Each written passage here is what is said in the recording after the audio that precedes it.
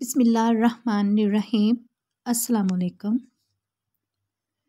آپ صلی اللہ علیہ وآلہ وسلم کی عمر 35 سال ہوئی تو مکہ میں زبردست سیلاب آیا۔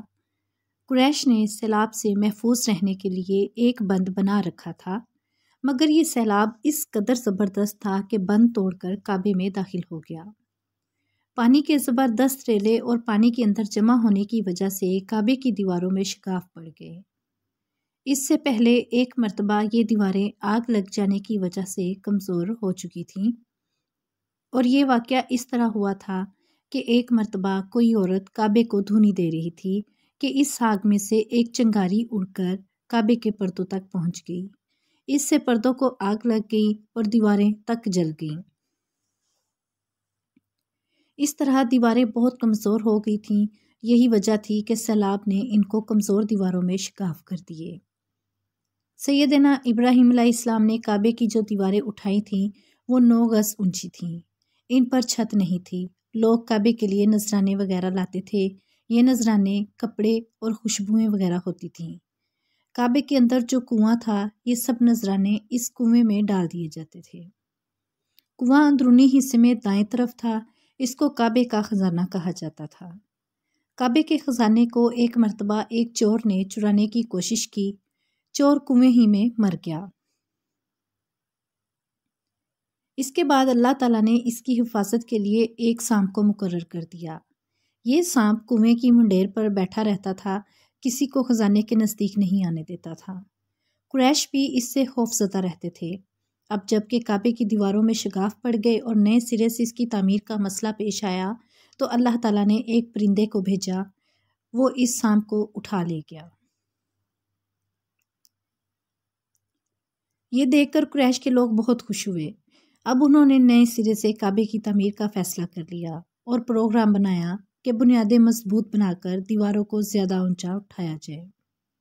اس طرح دروازے کو بھی اونچا کر دیا جائے گا تاکہ کعبے میں کوئی داخل نہ ہو سکے، صرف وہی شخص داخل ہو جسے وہ اجازت دے۔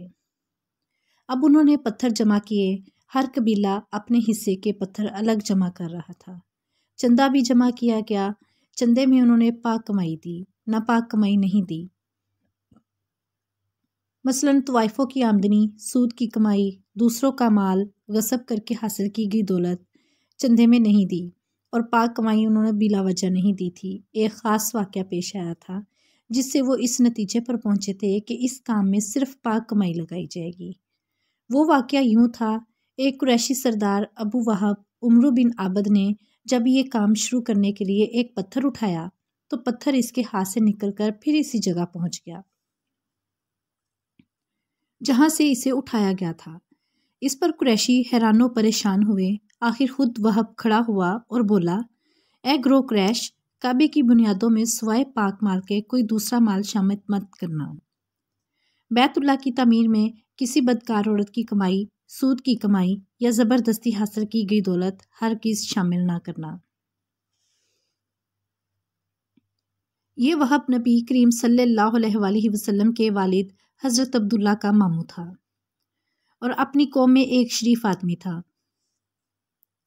جب قریش کے لوگ خانہ کعبہ کی تعمیر کے لیے پتھر ڈھو رہے تھے تو ان کے ساتھ نبی کریم صلی اللہ علیہ وآلہ وسلم بھی پتھر ڈھونے میں شریک تھے۔ آپ پتھر اپنی گردن پر رکھ کر لا رہے تھے۔ تعمیر شروع کرنے سے پہلے قریش کے لوگوں نے خوف محسوس کیا کہ دیواریں گرانے سے کہیں ان پر کوئی مصیبت نہ نازل ہو جائے۔ آخر ایک سردار ولید بن مغیرہ نے کہا، کعبہ کی دیواریں گرانے سے تمہارا ارادہ اصلاح اور مرمت کا ہے یا اس کو خراب کرنے کا؟ جواب میں لوگوں نے کہا، ظاہر ہے ہم تو مرمت اور اصلاح چاہتے ہیں۔ یہ سن کر ولید نے کہا، تب پھر سمجھ لو اللہ تعالیٰ اصلاح کرنے والوں کو برباد نہیں کرتا۔ پھر ولید ہی نے گرانے کے کام کی ابتدا کی، لیکن اس نے بھی صرف ایک حصہ ہی گرایا تاکہ معلوم ہو جائے کہ ان پر کوئی تباہی تو نہیں آتی۔ جب وہ رات خیریت سے گزر گئی تب دوسرے دن سب لوگ اس کے ساتھ شریک ہو گئے اور پوری عمارت گرا دی، یہاں تک کہ اس کی بنیاد تک پہنچ گئے۔ یہ بنیاد ابراہیم علیہ السلام کی ہاتھ کی رکھی ہوئی تھی۔ حضرت ابراہیم علیہ السلام نے بنیادوں میں سبز رنگ کے پتھر رکھے تھے۔ یہ پتھر اونٹ کے کوہان کی طرح کے تھے اور ایک دوسرے سے جڑے ہوئے تھے۔ ان لوگوں کے لیے ان کو توڑنا بہت مشکل کام ثابت ہوا۔ دائیں کونے کے نیچے سے قریش کو ایک تحریر ملی۔ وہ تحریر سریانی زبان میں لکھی ہوئی تھی۔ انہیں سریانی زبان نہیں آتی تھی۔ آخر ایک یہودی کو تلاش کر کے لایا گیا۔ اس نے وہ تحریر پڑھ کر انہیں سنائی۔ تحریر یہ تھی: میں اللہ ہوں، مکہ کا مالک، جس کو میں نے اس دن پیدا کیا جس دن میں نے آسمانوں اور زمین کو پیدا کیا، جس دن میں نے سورج اور چاند بنائے۔ میں نے اس کو یعنی مکہ کو 7 فرشتوں کے ذریعے گھیر دیا ہے۔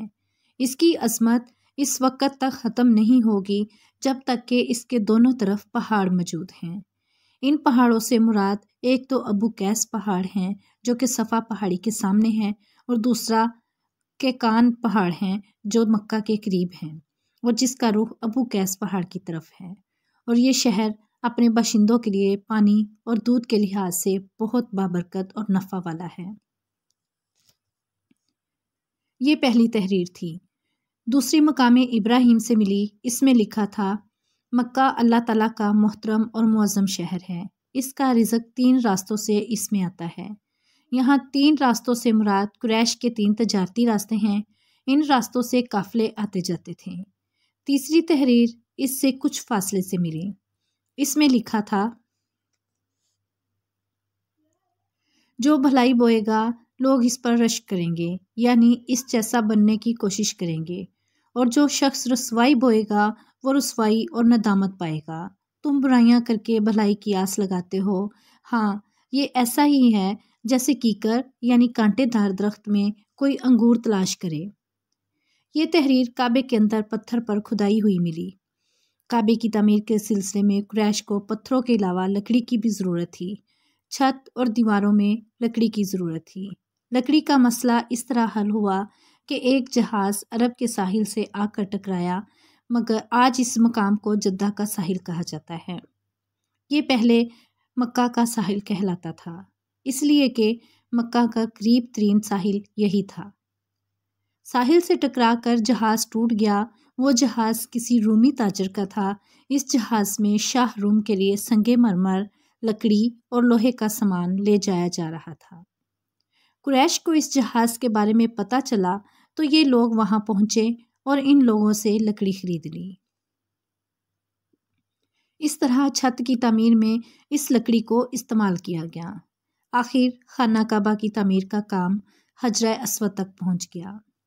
اب یہاں ایک نیا مسئلہ پیدا ہو گیا۔ سوال یہ پیدا ہوا کہ حجرہ اسود کون اٹھا کر اس کی جگہ پر رکھے گا؟ ہر قبیلہ یہ فضیلت خود حاصل کرنا چاہتا تھا۔ یہ جھگڑا اس حد تک بڑھا کہ مرنے مارنے کی نوبت آ گئی۔ لوگ ایک دوسرے کو قتل کرنے پر تل گئے۔ قبیلہ عبدالدار نے تو قبیلہ عدی کے ساتھ مل کر ایک برتن میں خون بھرا اور اس میں اپنے ہاتھ ڈبو کر کہا: حجرہ اسود ہم رکھیں گے۔ اسی طرح دوسرے قبیلے بھی اڑ گئے۔ تلواریں نیاموں سے نکل آئیں۔ سیرت النبی کا پارٹ ابھی جاری ہے۔ اگر آپ باقی کا پارٹ سننا چاہتے ہیں تو آپ مجھے کمنٹس باکس میں بتائیں تو میں وہ کل لے کر حاصل ہوں گی۔